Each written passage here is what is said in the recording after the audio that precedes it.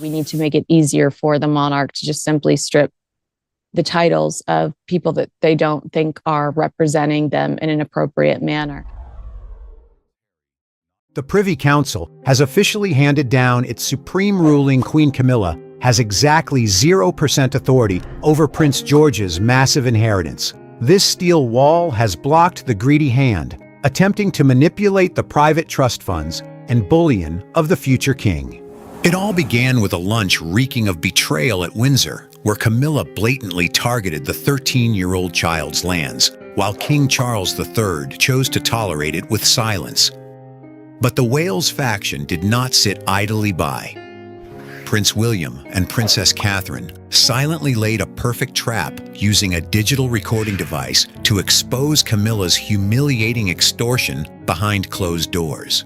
How will Queen Camilla cope when her private office is sealed with iron chains and her reputation publicly ruined before the entire world? Can King Charles III salvage the monarchy after this humiliating legal surrender? The most brutal purge in royal family history has officially begun.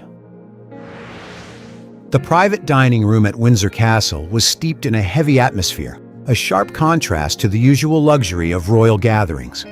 The long, antique oak table was set for a weekend family lunch. Gold-rimmed porcelain plates gleamed, and crystal glasses caught the light of the chandelier, but no one in the room was in the mood to enjoy it. Prince George, the 13-year-old boy, walked into the room with a relaxed demeanor, completely unaware that he was about to become the epicenter of a ruthless plot of dispossession. Sitting opposite him, Queen Camilla slowly observed the child. Her gaze held none of a step-grandmother's affection. Instead, it gleamed with a cold, sharp calculation. She had been harboring this plan for a long time, waiting for the right moment to launch a preemptive strike to seize the massive fortunes George was destined to inherit from the late Queen Elizabeth II. These were not abstract numbers, but a vast portfolio of billion-dollar estates spanning the kingdom, private trust funds filled with pure gold, and a priceless collection of dynastic antiquities. Camilla set her teacup down onto the saucer, creating a soft clink that was nonetheless enough to draw everyone's attention. She glanced at King Charles III, who was distractedly cutting a piece of meat on his plate, and then directed her sharp voice straight toward Prince William and Princess Catherine. She chose to attack directly mid-meal, a moment she believed the king's presence would serve as her perfect shield. "Charles, do you think we should review the protective measures for George's inheritance before he comes of age?" Camilla spoke up, her voice feigning deep concern for the child's future. "He is still too young. Leaving such vast estates and private funds to be managed by a 13-year-old later on is far too risky. I believe I should act as the representative to oversee and operate those fortunes to ensure their safety." Camilla's proposal instantly froze the atmosphere in the dining room. This was no ordinary piece of advice. It was a stealthy criminal maneuver, a blatant scheme to sideline the Wales faction and seize the future king's entire gold asset portfolio. Camilla wanted to legitimately step in to manage George's secret accounts and commercially massive land funds, paving the way for her own children later on. Sitting beside her son, Princess Catherine clenched the napkin in her hand, her fingers gripping the fabric so tightly that her knuckles turned stark white. A mother's protective instinct was instantly triggered. Catherine's eyes locked onto Camilla's smug face, clearly recognizing the greed and cruelty hidden beneath those flowery words. Camilla was deliberately using her title to steal what belonged to her own flesh and blood. Catherine turned slightly to look at King Charles III, waiting for a reaction from the head of the family, the grandfather who should have been protecting his grandson's legal rights. But the king's reaction was a fatal blow to their trust. King Charles III merely remained silent, keeping his head down over his plate and continuing his meal as if nothing had happened. He chose to play deaf implicitly, condoning his wife's usurpation of power. The king's weakness was a humiliating complicity, giving Camilla a free hand to manipulate and bargain away George's future.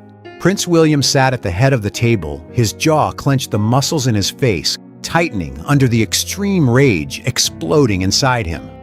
He knew full well that Camilla had always coveted the private trust funds of the main royal line, but for her to brazenly demand George's property right in front of him was an intolerable insult.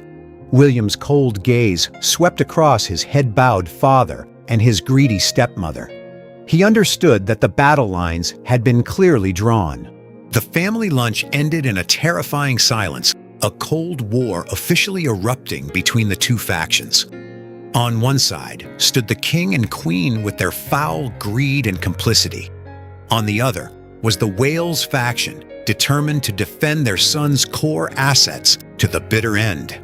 As she stood up to leave the table, Catherine gently touched George's shoulder, a silent vow that she would never let that woman touch a single penny of her son's fortune.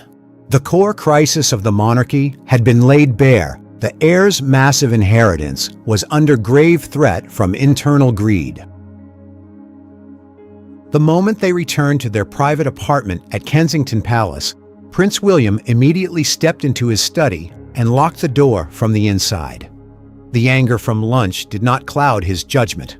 On the contrary, it transformed into a sharp drive to act in the true style of a real intelligence operative.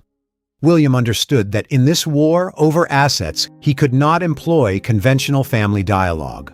King Charles III's complicit silence had proven that the monarch stood entirely with Camilla. If William chose a direct verbal confrontation, Camilla would immediately use her influence over the king to cover up the matter while accelerating her seizure of George's assets through more sophisticated methods. Determined not to let his son's future be manipulated and turned into a bargaining chip, William decided to completely bypass the usual palace channels. He would execute an independent legal strike, severing every path of approach for his stepmother. Sitting at his desk, William personally drafted an urgent order mandating the creation of a top-secret internal memorandum. Every line was written with absolute precision and coldness. This memorandum was not a proposal for discussion, but an ironclad legal barrier designed to freeze every asset category held under Prince George's name. From the private trust funds accumulated over generations to the billion-dollar estates spanning the country and the priceless collection of dynastic antiquities, everything was to be placed under the strictest state of protection. William clearly specified in the memorandum that no one, including the Queen, had the right to interfere, alter the structure, or issue directives to the banks managing George's cash flow until the boy officially came of age. He transformed his son's fortune into an impregnable fortress. Immediately upon the memorandum's completion, William did not send it to the king's office at Buckingham Palace. He knew that if this document fell into Charles's hands, Camilla would destroy it instantly. Instead, William utilized a separate secure communication channel to push the entire case and the memorandum directly to the senior dynastic advisors of the Privy Council. These were the elders who held the supreme and ancient rules of the clan, individuals who operated independently and served only the righteousness of the monarchy. William sought to use the council's hand to restore order, forcing Camilla to back down before the power of royal law. Meanwhile, in her private office, Queen Camilla remained entirely immersed in her smug satisfaction. She believed King Charles's silence during the Windsor lunch was an absolute endorsement of her plan. Camilla began summoning her trusted aides into the room, whispering orders for them to prepare the next steps to gain access to the land portfolio and secret accounts in George's name. She believed William and Catherine were merely stubborn children, utterly helpless against the power of a king and queen. Camilla could never have guessed that William's secret counterattack had already been activated in the shadows with terrifying speed. The Prince of Wales's top-secret legal memorandum landed on the desks of the most powerful elders in the Privy Council overnight. William's decisive and independent intervention completely altered the game, transforming a stealthy asset grab into a severe case reviewed by the highest authority of the royal clan. Catherine entered the study, gently placing a cup of coffee on the desk for her husband. She looked at the computer screen, where the notification of the successfully sent memorandum had just appeared. Her eyes shone with the resolve of a mother ready to stand by her husband in this life and death battle. "Has the Privy Council received the memorandum yet, darling?" Catherine asked softly, her voice low but heavy with weight. "They have." William looked up, his gaze as cold as ice. "They will commence an immediate review. Camilla thinks she can use my father to strip George of his assets, but I will use the very laws of our ancestors to lock that greedy hand away." The underground war had entered a new, more breathless and dramatic phase. The villains were still gloating over their foul schemes in their luxurious rooms, completely unaware that an invisible steel wall was being erected by the forces of justice to encircle and crush their every ambition. The emergence of the legal memorandum from Prince William created a fierce undercurrent within the Privy Council. The senior dynastic advisors, who usually only appeared at the most monumental occasions, now had to assemble for a top-secret investigation. They realized that this was no mere childish petulance, but a grave crisis threatening the integrity of the heir apparent's assets. Prompted and continuously supplied with information by William, the Privy Council began a comprehensive and breathless review behind the palace's velvet curtains. They combed through ancient dynastic regulations, meticulously inspecting every clause regarding a queen's authority over the assets of the mainline descendants. The investigation took place in absolute secrecy, entirely outside the control of King Charles III's and Camilla's offices. The advisors proceeded to gather evidence of Camilla's recent acts of overstepping her bounds. They discovered that far from stopping at verbal remarks during the Windsor lunch, Camilla had actually signed directives demanding the banks managing the royal funds provide detailed reports on Prince George's cash flows. This was a flagrant violation, a vile transgression, proving her bottomless greed aimed at paving the way to divert dynastic wealth to her own children. Every document and every trace of Camilla's illicit interference was recorded by the advisors and compiled into a black dossier.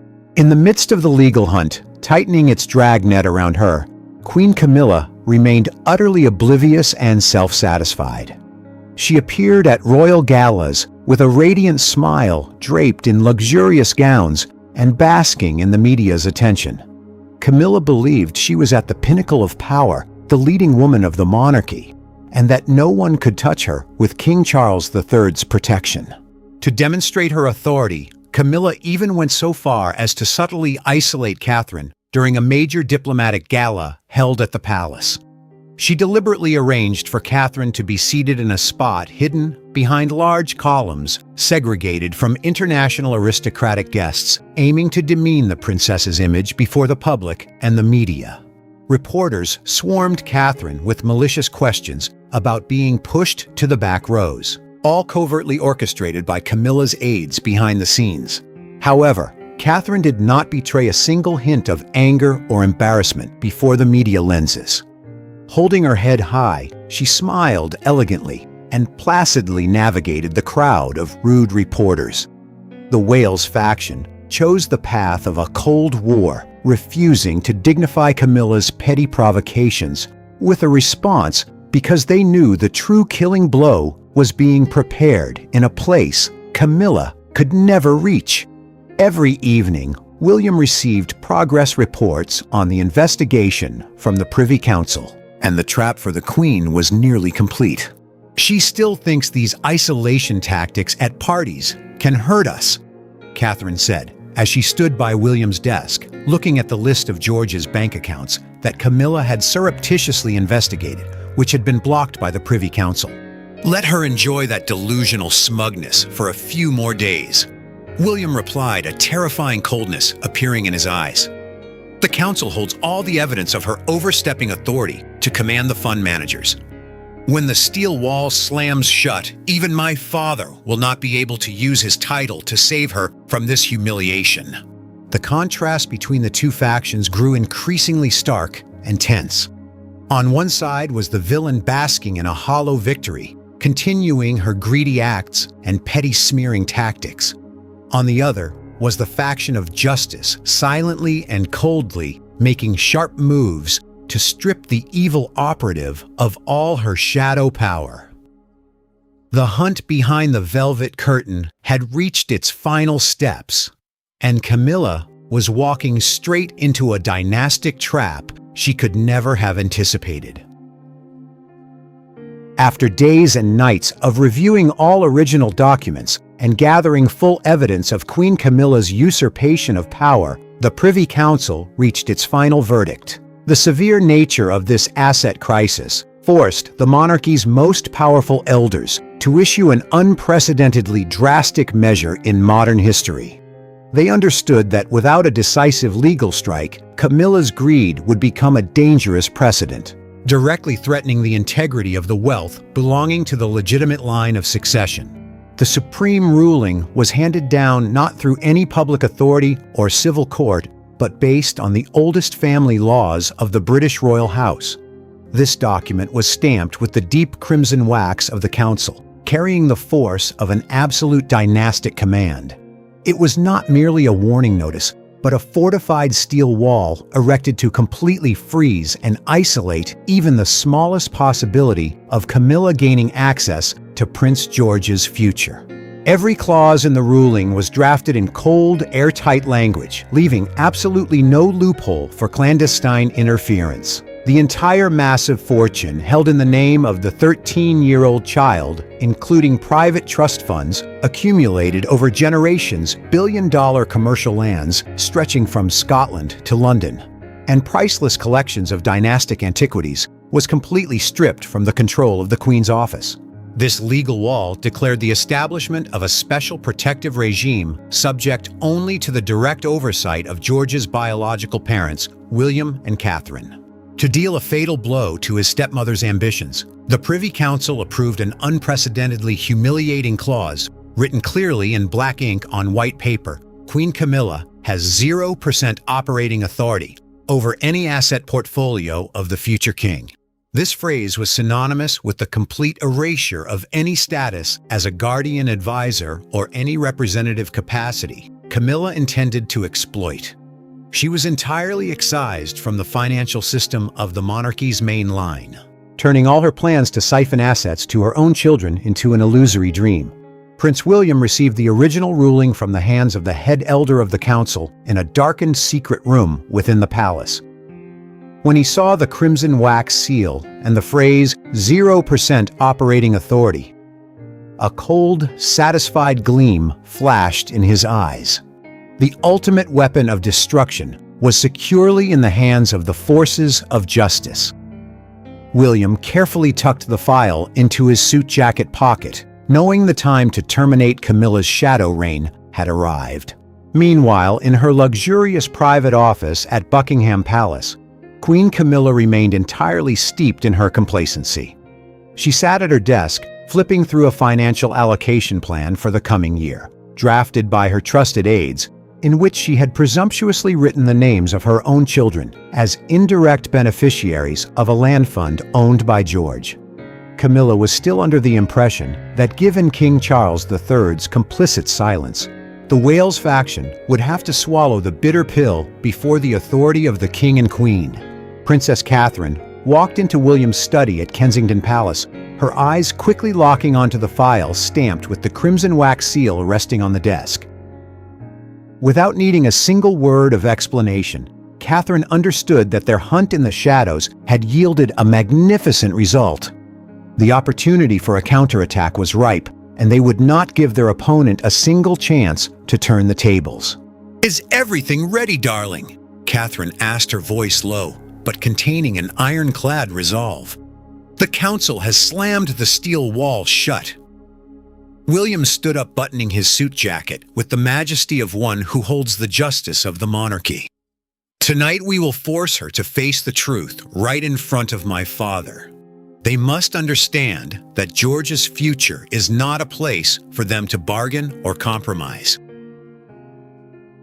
The isolated room, located deep within Buckingham Palace, was heavily guarded by royal guards loyal to the Prince of Wales. The space inside was suffocatingly quiet, the air freezing cold and thick with tension. William and Catherine sat on one side of the long wooden table, their faces as cold and unyielding as two statues carved from stone. On the opposite side, King Charles III and Queen Camilla had just entered, their expressions clearly betraying annoyance and astonishment at this sudden, mandatory summons. Without a single greeting or tedious diplomatic protocol, William flatly threw the Privy Council's crimson wax-sealed ruling onto the wooden table. The paper slid across the surface and stopped right in front of Camilla. "What is this?" Camilla raised an eyebrow, her voice filled with her trademark arrogance. She used her expensive diamond-ringed fingers to pick up the paper, glancing over the first few lines. The smile on her lips instantly froze her expression, shifting from confidence to sheer shock as her eyes hit the stark black and white text. "Queen Camilla has 0% operating authority over Prince George's assets." However, with her scheming nature and deep-seated smugness, Camilla quickly regained her composure. She threw the verdict back onto the table, letting out a defiant scoff. From her luxurious handbag, Camilla pulled out another sheet of paper and pushed it toward William. It was a handwritten commitment bearing the clear signature and personal seal of King Charles III, granting Camilla full guardianship and management over all of George's trust funds and estates until he came of age. "Do you think an order from the council can stop me?" William Camilla spoke up, her voice brimming with triumph. "The king has agreed. My title as queen and your father's signature hold supreme value in this family. George's assets will be managed by me. That is the king's will." King Charles III sat beside his wife, his face etched with exhaustion and weakness. He did not dare to look his son in the eye, merely nodding slightly, like a puppet on strings, implicitly confirming that he had surrendered full authority to Camilla.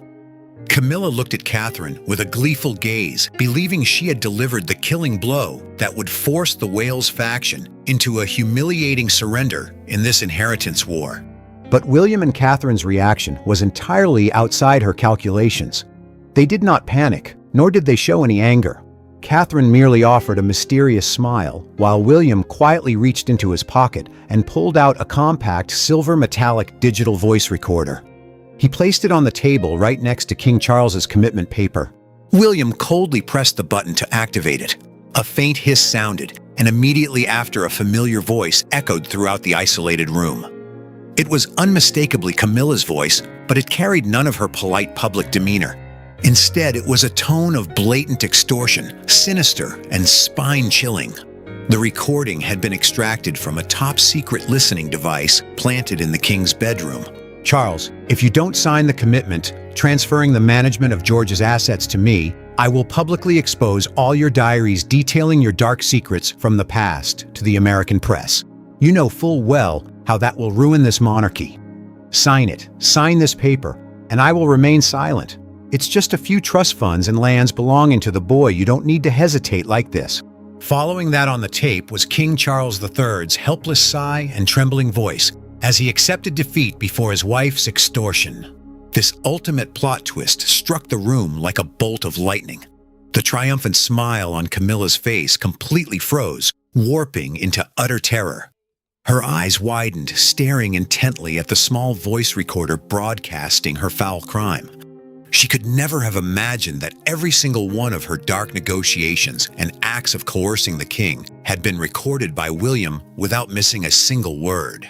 William did not stop there. He turned off the recorder, stood up abruptly, planting his hands on the table and leaning forward. His eyes blazed with fire, directed straight at his father, whose face was now deathly pale, drained of all blood. William's rage and scorn exploded into a ruthless public interrogation. "Are you not ashamed?" William's voice thundered in King Charles's ears. "You are a king, yet you choose silence and complicity with this woman to betray your own grandson." You accept being blackmailed, allowing her to use dirty secrets to barter away the future, the lands and the gold of my son. George's future belongs to the legitimate line of succession to this monarchy. It is absolutely not a marketplace for you and her to bargain or compromise over. King Charles III completely collapsed into his leather chair. He covered his face with his hands, his entire body trembling with shame and humiliation. His weakness had been mercilessly stripped bare by his own son right in front of Camilla and Catherine. He could not utter a single word to defend himself, completely accepting legal and moral surrender within his own family. Drained of all color, Camilla prepared to lunge forward to snatch the voice recorder from the table. You dare wiretap me! This tape is a fake! You have no right!" she shrieked in desperation and panic. Catherine immediately stood up, taking a step forward to block Camilla from the voice recorder. Her eyes, sharp as knives, locked onto the woman who was losing her mind after being unmasked. "Camilla, it is over." Catherine said, her voice cold, but brimming with absolute authority. "The ironclad evidence is right here. Your greed and lies have been exposed. You no longer have any standing to touch George or anything belonging to this monarchy." Camilla looked around the room, realizing she had fallen completely into William and Catherine's perfect trap. With no rescue from the king and no legal escape route, she stood isolated amidst utter contempt and deep humiliation. The horrifying plot twist from the voice recorder had stripped the villain of all her weapons, marking the definitive end of Queen Camilla's shadow reign. Immediately after the confrontation ended, Prince William did not allow Camilla any time to catch her breath or attempt to disperse her aides. The brutal punishment was executed instantly right within Buckingham Palace with maximum coldness and decisiveness. William stepped outside the isolated room and ordered the royal security forces loyal to him to take action. Under the direct guidance of William and Catherine, a contingent of imposing royal guards marched straight to Queen Camilla's private office suite. The luxurious wooden door, which had once served as the nerve center for Camilla's covert operations, had its lock decisively smashed open before the eyes of the stunned palace staff in attendance. The royal guards used a massive iron chain, wrapping it tightly around the door handle and sealing Camilla's private office with a heavy padlock right before her eyes. All computers, personal documents, and files within the room were completely confiscated. That very day, Queen Camilla's name was ruthlessly struck from all royal asset planning briefings, entirely severing her sources of information and financial interference. Concurrently, a purge of Camilla's henchmen was carried out in public view. Her entire team of trusted aides, the ones who had assisted her in auditing George's assets, were escorted out of the palace by security forces. They were ordered to pack their personal belongings into cardboard boxes and were expelled from the royal grounds under the gaze of hundreds of subordinate staff. This public humiliation dealt a severe blow to Camilla's prestige, proving that her shadow reign had been completely obliterated. Camilla was held tightly by two royal guards, one on each arm, as she was escorted toward an isolated holding room in the palace's private sector. She was screaming, her hair disheveled, completely stripped of any dignified image befitting a queen. She spotted Catherine standing in the corridor, arms crossed coldly, witnessing the spectacle. "Catherine, you wretched bitch, you and your husband will pay for this!" Camilla shrieked frantically, attempting to lunge at the princess, but the two guards instantly tightened their grip and pushed her forward.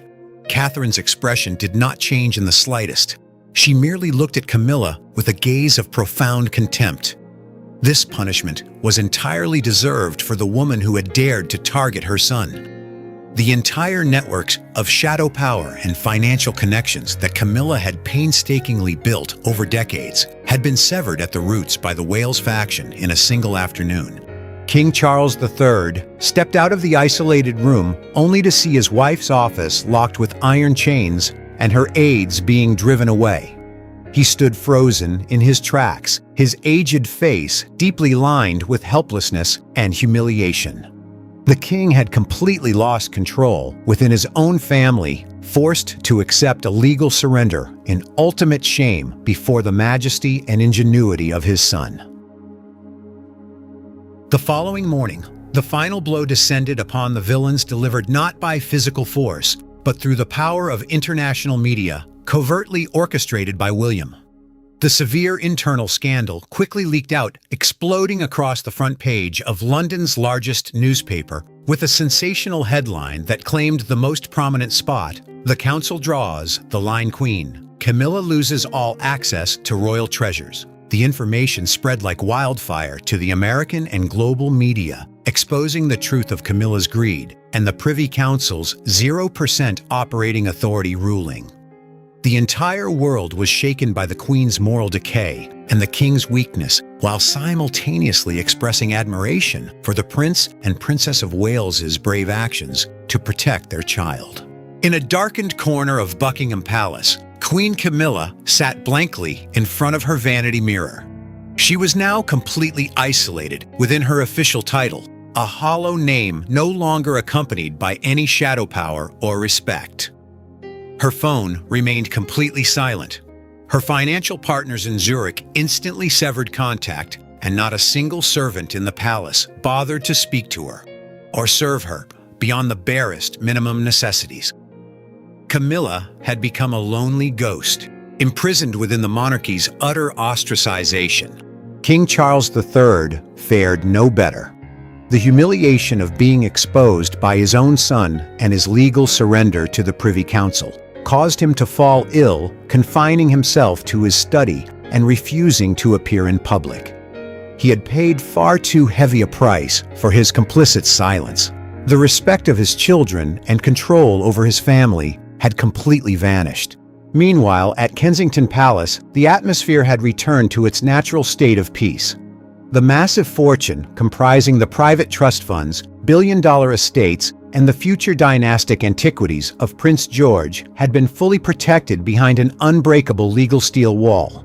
William and Catherine stood beside their son in the palace gardens, watching George play innocently, completely unaware of the violent storm that had just passed. The forces of justice had triumphed brilliantly and ruthlessly, and fairness was squarely restored. The interlopers' greed had been crushed, affirming the ironclad truth that the future of this monarchy belongs solely to the legitimate line of succession. Following this painful downfall and ruthless public interrogation, can the blood bond between King Charles III and Prince William ever be healed? Or will the British throne from now on be permanently shrouded in coldness and animosity? Share your thoughts with us in the comments section. Remember to like, share, and subscribe for more. Also, click the next video showing on your screen. You will enjoy it.